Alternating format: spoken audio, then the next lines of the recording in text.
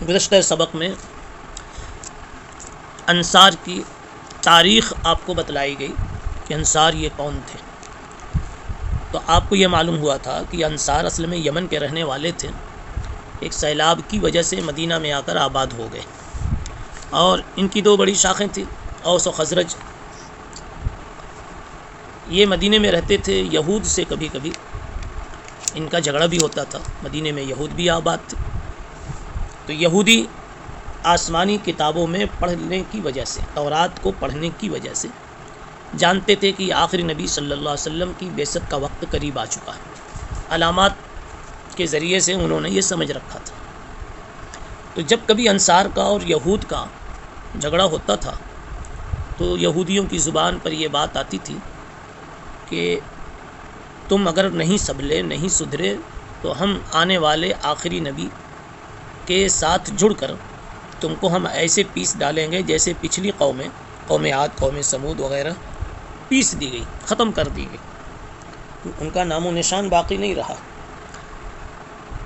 تو انصار نے یہ سنا کہ کوئی آخری نبی آنے والے ہیں تو انصار کو نبی پاک صلی اللہ علیہ وسلم سے ایک درجہ تعارف ہو گیا اور انہوں نے اپنے دل میں سوچ لیا کہ وہ اگر اس نبی کو پکڑنے والے ہیں تو اس سے پہلے ہم بھی پکڑ سکتے ہیں.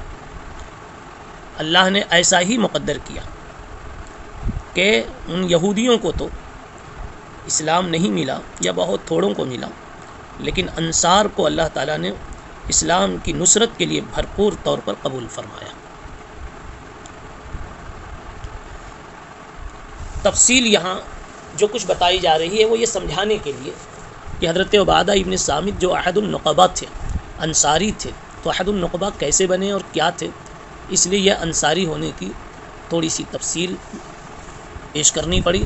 اور ابھی آگے سمجھیے کہ جب اوس و خزرج کی اس قوم کو اور انصار کی اس جماعت کو، جو یہ بات یاد رہے کہ یہاں یہ لوگ حضور پاک صلی اللہ علیہ وسلم سے تعلق بنانے سے پہلے تک بنو قیلہ کہلاتے تھے. ایک خاتون کے چونکہ یہ دونوں اولاد تھے تو اس وجہ سے اوس و خزرج کو لوگ بنو قیلہ کہتے تھے. یہ انصار اور انصاری نہیں کہتے تھے. حضور پاک صلی اللہ علیہ وسلم جب تشریف لے آئے تو آپ نے ان کو انصاری کا اور انصار کا بہترین خطاب دیا. قرآن مجید نے ان کو مہاجرین کے ساتھ ساتھ انصار کا جو لفظ پیش کیا ہے تو انہی کے لیے پیش کیا ہے. مہاجرین مہاجرین ہیں اور انصار انصار ہیں. اب ہوا یہ کہ نبی پاک صلی اللہ علیہ وسلم کی بعثت کا مکہ مکرمہ میں ظہور ہوا، آپ کی نبوت کا اعلان ہوا. شدہ یہ خبر مدینہ منورہ تک پہنچ گئی کہ وہ آخری نبی جن کا ہمیں انتظار تھا یا جن کو ہم نے کتابوں میں پڑھ رکھا تھا وہ مکہ مکرمہ میں تشریف لا چکے ہیں، ان کا ظہور ہو چکا ہے. تو مکہ مکرمہ میں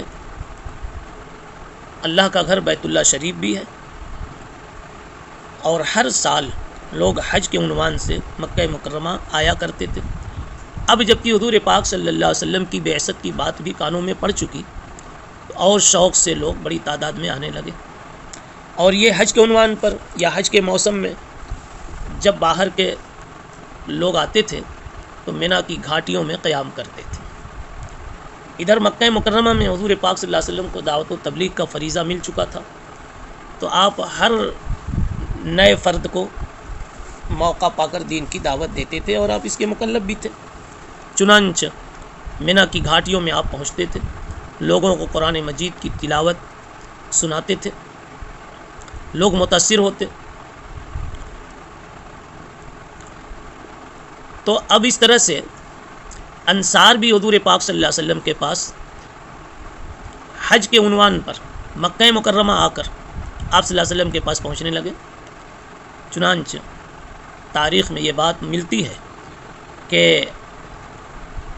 سن 11 نبوی میں، یعنی نبوت کا 11واں سال تھا، سن 11 نبوی میں جب حج کا موسم آیا تو خزرج کے کچھ لوگ مکہ مکرمہ آئے.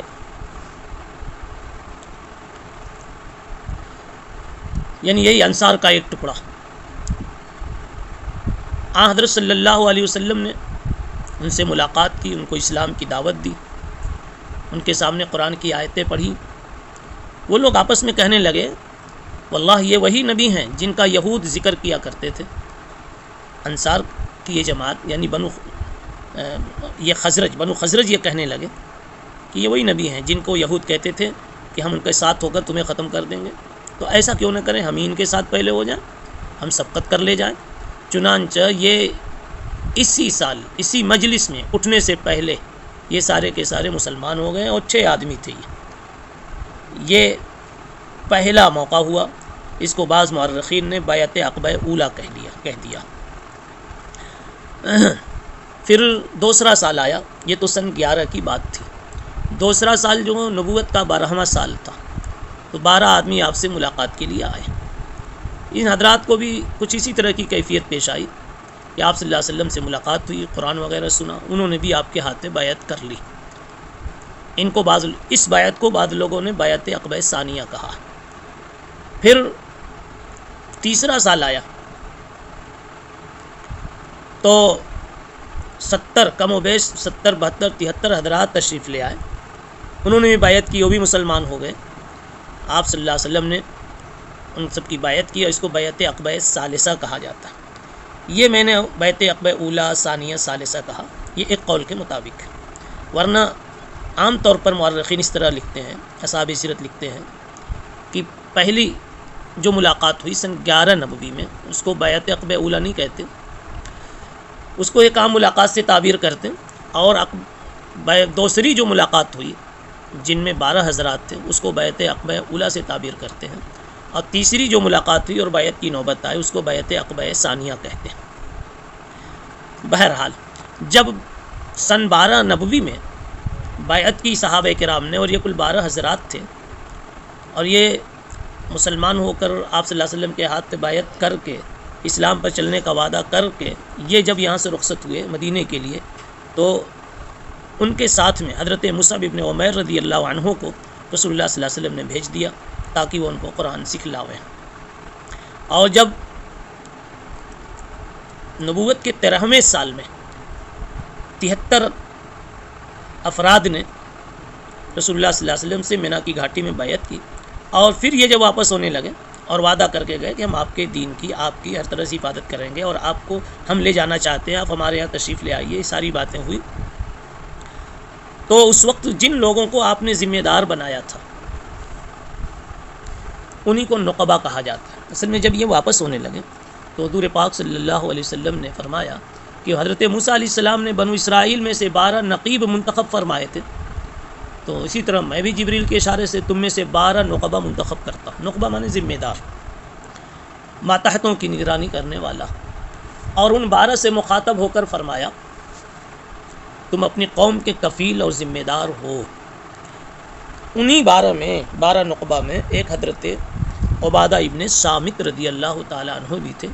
یہ ہے اس روایت کے اس جملے مترجمہ کا مطلب کہ وَكَانَ شَهِدَ بَدْرًا وَهُوَ أَحَدُ النُّقَبَاءِ لَيْلَةَ الْعَقَبَةِ. امید کی یہ اس پوری تقریر سے, پوری تفصیل سے آپ کو اب یہ عبارت اچھی طرح آپ کے سامنے آ گئی ہوگی کہ وہ احد النقبہ عبادہ ابن صامت کیسے تھے, لیلۃ عقبہ, لیلۃ العقبہ کون تھی, کہاں ہوئی, کون سی رات مراد ہے, اولیٰ اور ثانیہ کیا چیز ہے, یہ ساری بات یہاں سمجھ میں آ گئی. اب آگے عبارت حدیث کا متن دیکھیے. ان رسول اللہ صلی اللہ علیہ وسلم قال وحولہ عصابۃ من اصحابہ بایعونی. کہتے ہیں عبادہ ابن صامت کہ اللہ کے نبی صلی اللہ علیہ وسلم نے ارشاد فرمایا, کب, جب کہ آپ کے آس پاس ارد گرد صحابہ کی ایک جماعت بیٹھی ہوئی تھی. عصابہ جماعت کے معنی میں, اس کا اطلاق 10 سے 40 تک پر ہوتا ہے, کبھی مجازن 40 سے زائد پر بھی ہوتا ہے. قرآن مجید بدر کے موقع پر رسول اللہ صلی اللہ علیہ وسلم کی دعا میں منقول ہے اللہم ان تہلک هذه العصابہ من اہل الاسلام لا تعبد فی الارض. حالانکہ وہاں 40 سے زائد یعنی 313 حضرات تھے. تو بہرحال عصابہ کبھی کبھار اس کا اطلاق 40 سے زائد پر بھی ہوتا ہے. اور بعض لوگوں نے کہا کبھی کبھی اس کا اطلاق کبھی کبھی رہت کے معنی میں ہوتا ہے, اور عصابہ کی جگہ کہیں کہیں رہت کا لفظ بھی آیا ہوا ہے, اور رہت کا اطلاق 3 سے لے کر کے 10 تک پر ہوتا ہے. اب روایت میں حدیث کا لفظ یہاں سے شروع ہو رہا ہے، بایعونی الا اللہ تشرکوا باللہ شیئا۔ اللہ کے نبی صلی اللہ علیہ وسلم نے فرمایا میرے ہاتھ پہ بیعت کرو، اس شرط پر، مجھ سے بیعت کرو اس بات پر کہ تم اللہ کے ساتھ کسی چیز کو شریک نہ گردانو گے، چوری نہیں کرو گے، زنا نہیں کرو گے، اپنی اولاد کو قتل نہیں کرو گے، اور تم اپنی جرأت و ڈھٹائی کے ساتھ کوئی بہتان تراشی بھی نہیں کرو گے، ولا تعصوا فی معروف، اور تم کسی معروف میں، کسی امر شرعی میں تم معصیت نہیں کرو گے، فمن وفا منکم فاجرہ علی اللہ، پس جو تم میں سے ایسا پورا کر کے دکھا دے تو اس کا اجر اللہ کے ذمے ہے، اور ومن اصاب من ذلک شیئا فعوقب فی الدنیا فہو کفارۃ لہ، اور جس نے ان منع کردہ چیزوں میں سے کسی کا ارتکاب کر لیا تو اسے دنیا میں سزا دی جائے گی، فہو کفارہ، یہ اس کے لیے کفارہ بنے گی، فعوقب فی الدنیا، جس نے ان میں سے کسی عمل کا ارتکاب کر لیا پھر اس کو دنیا میں سزا دی گئی تو یہ سزا اس کے لیے کفارہ بن جائے گی، اور جس نے اس میں سے کچھ کیا پھر اللہ نے اس کو چھپا دیا تو پھر وہ اللہ کے حوالے ہے، چاہے اللہ معاف کر دے اور چاہے اس کو سزا دے۔ نبی پاک صلی اللہ علیہ وسلم کے اس فرمود پر، فرمان پر صحابہ کہتے ہیں کہ ہم نے بیعت کر لی۔ بہرحال یہاں حضور پاک صلی اللہ علیہ وسلم نے ارشاد فرمایا میرے ہاتھ پہ بیعت کر لو۔ پتہ چلا جہاں نفع کی امید ہو اور کوئی باعث شر موجود نہ ہو، کوئی منفی پہلو نہ ہو، وہاں بیعت کے لیے خود کہا بھی جا سکتا ہے، اس لیے کہ اس میں دین کا نفع ہے اور سامنے والے شخص کا اگر نفع ہے تو اس اخلاص اور للہیت کے ساتھ کسی سے اس طرح کہنے میں کوئی حرج نہیں ہے۔ سبحان اللہ بحمدہ، سبحان